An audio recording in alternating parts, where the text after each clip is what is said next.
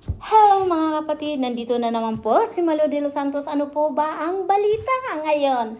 At kahapon nga po ay wala tayong upload or live dahil nag-diverty lang naman si atin yung Malo, no? At minsan, maging happy tayo at ngayon nga, sobrang init dito sa Italia at maraming mainit na balita at mga issue po dito sa social media, no?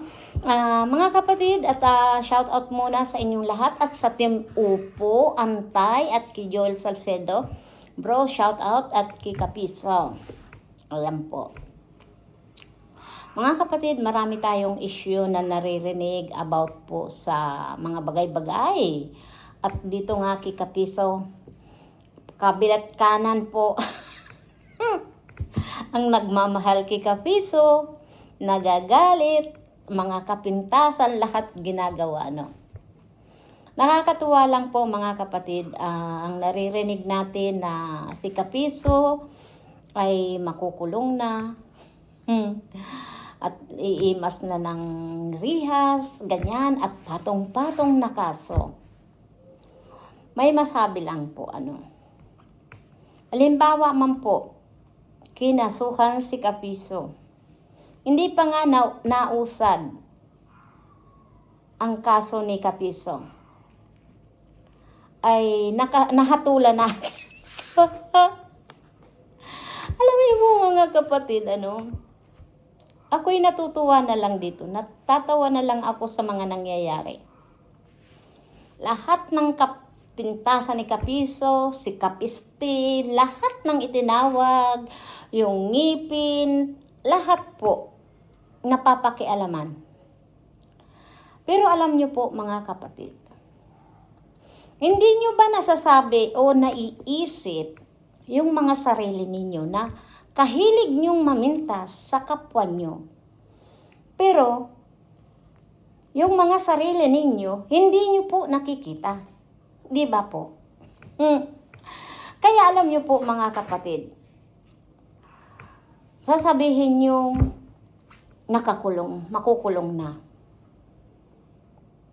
Na hindi pa man. Alam nyo, kung wala kayong alam, wag nyong iisipin na, serious yung talagang ikinasok kay Kapiso. Dahil alam ko naman na may laban. Kaya dito sa pinag-uusapan ng mga issue-issue na to, kung ano-anong issue, natatawa na lang ako dahil yung hindi nakakaalam talaga kung ano talaga ang mangyayari kay Kapiso. Halimbawa man nakulong si Kapiso o nahatulan si Kapiso, hindi ganong kabigat. Hindi yan po makukulong. Makakapagpiyansa po yan. At magkakaroon po ng counter affidavit.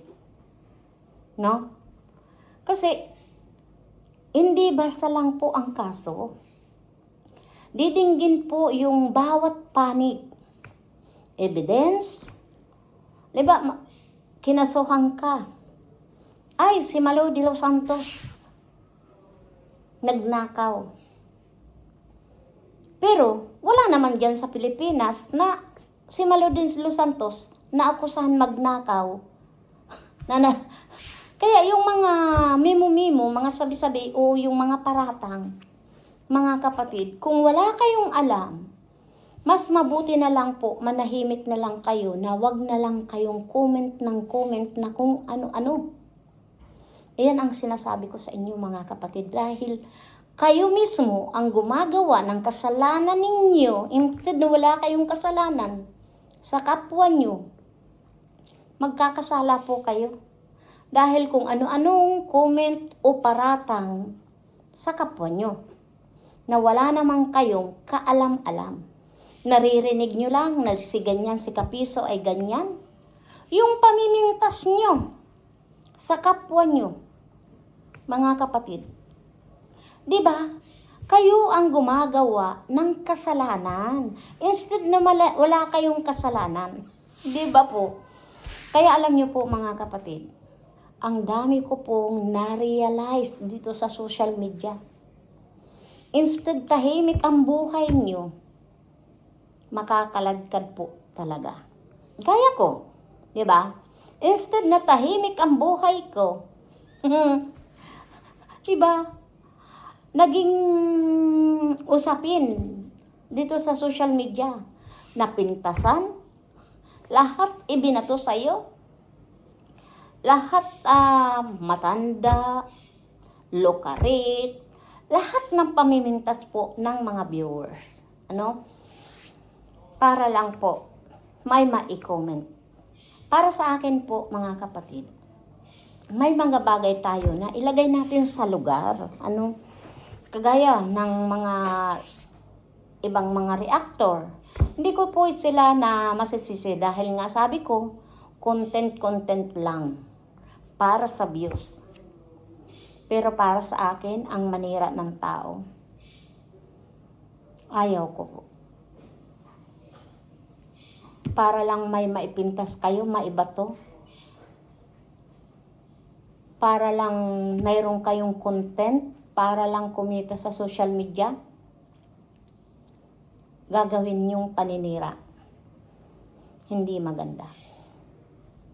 Kung ang layunin natin po, mga kapatid, mabuti. Dahil bilang isang charity, mabuti po ang mga kalooban natin. Layunin, makatulong sa kapwa na walang halong panunumbat, na walang halong paninira sa kapwa. Tinulungan natin, sisirain natin. Example na lang po dito kay Daddy Frankie. Marami po talaga akong natutunan kay Daddy Frankie. Na ayaan mo sila mamalo. Basta ang mahalaga, tayo po ay tumutulong na wala tayong yinuyurakan.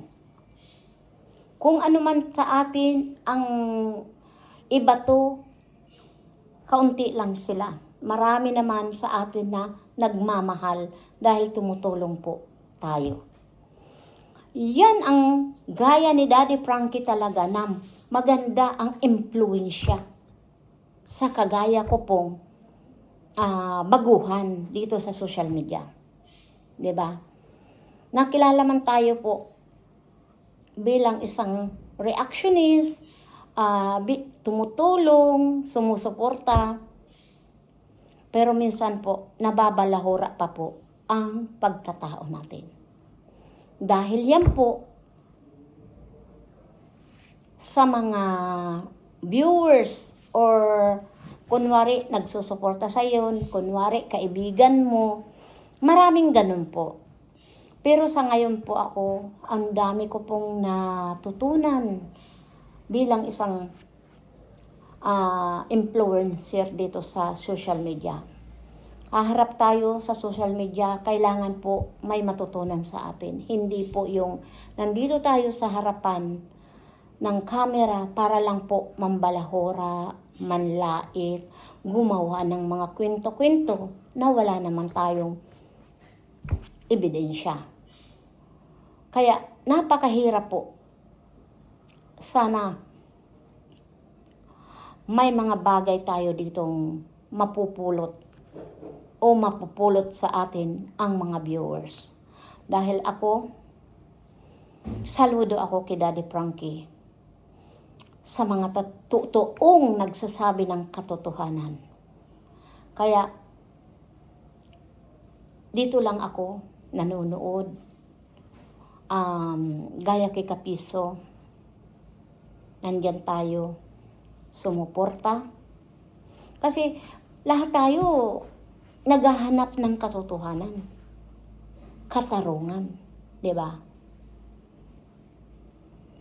Sa mga taong mahilig magawa ng kwento,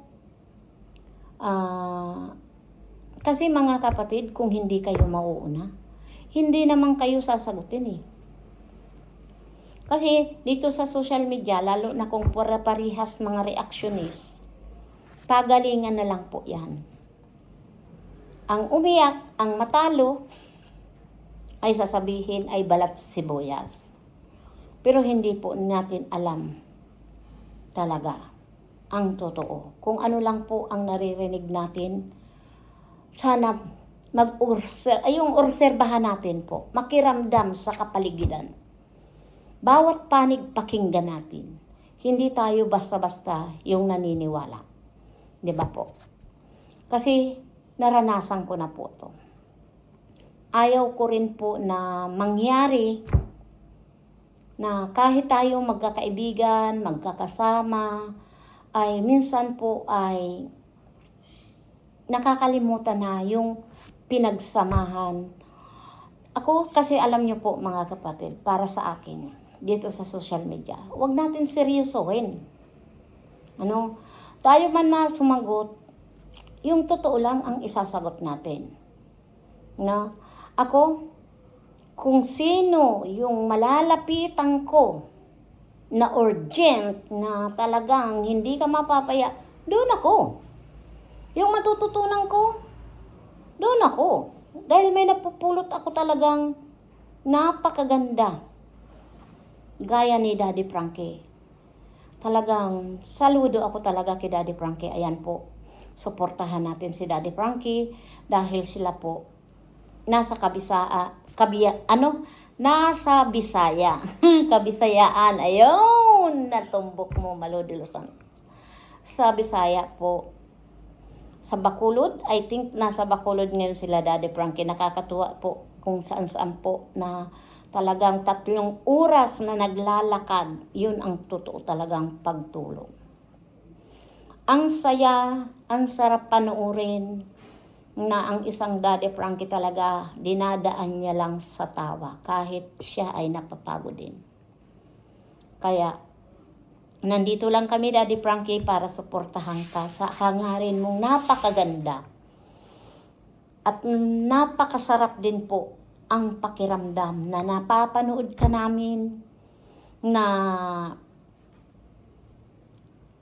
nandiyan ka sa mga kababayan natin na talagang kailangan ang tulong.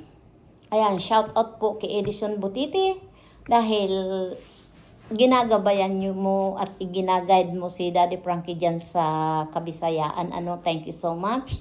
At sa buong team, mag-iingat po lagi kayo. Huwag kayong susuko. At nandito lang din kami na susuporta sa inyo sa mga adikain yung pagtulong sa ating mga kababayan.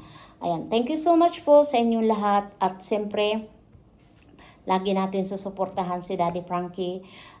Ang Team Upo, shout out po sa inyong lahat. At suportahan natin si Bonfire Tugashi, Miss Cara, at si Miss Yen. Ayan, thank you so much sa Rinas Community. Ayan, shout out kay Kayo at kay Mang Rini. Sino pa? Kay Joel Salcedo, shout out bro. Kapiso, tuloy lang. Laban mo. Nandito lang kami sa tabi-tabi. Ayan, marami pong salamat sa inyong lahat, mga kapatid.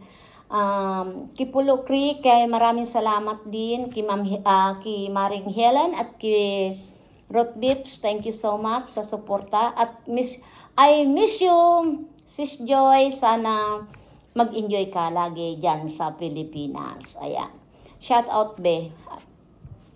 At sa lahat-lahat po na mga viewers na patuloy na nagmamahal, mga followers ni Daddy Frankie, thank you so much sa inyong lahat. We love you so much. Basta tuloy lang. Kapiso, kapag alam mong tama ang ipinaglalaban mo, go lang. At Daddy Frankie, thank you so much talaga sa iyo sa pagtulong mo sa ating mga kababayan dyan sa Bisaya. Bacolod, I think. Bye-bye. We love you. Bye-bye po.